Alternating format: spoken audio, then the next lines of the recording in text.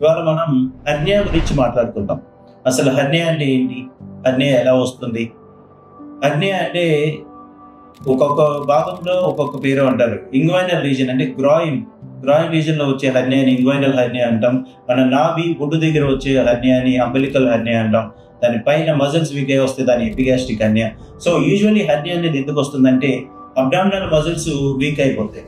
Abdominal muscles week అవడానికి కారణం ఏంటి? మనం ఫ్యాట్, ఒబెసిటీ, వెయిట్ ఎక్కువ పెరగటం, ఇలా డైట్ సరిగ్గా తీసుకోకపోవడం, ఎక్సర్సైజ్ రెగ్యులర్ గా చేయకపోవడం, అండ్ యూజువల్లీ ఇన్సిషనల్ హెర్నియా అంటాం. ఇన్సిషనల్ హెర్నియా అంటే సిజేరియన్ సెక్షన్స్ అయిన తర్వాత ఏ సర్జరీ అయినా కానీ దానికి కొద్దిగా సర్జరీ అయిన తర్వాత మనకి క్రోనిక్ గా దగ్గు రావడం, మన మజిల్స్ అనేది వీక్ అయిపోయినా ఆ హెర్నియా అనేది యూజువల్లీ ఏదైనా కానీ మనం కట్ చేస్తున్నామంటే మన బాడీలో దాన్ని కొద్దిగా వీక్ అవుతున్నట్టే.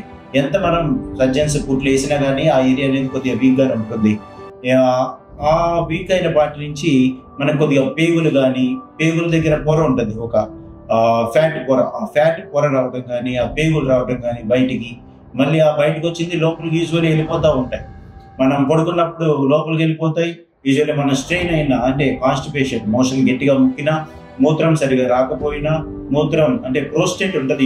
యూజువల్లీ ఓల్డ్ ఏజ్ పీపుల్లో ఆ ప్రోస్టేట్ అనేది ఉంటుంది.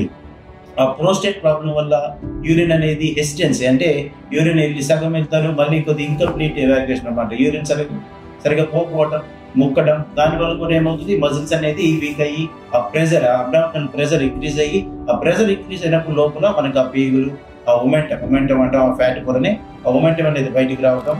సో దాన్ని హెర్నియా అంటారు.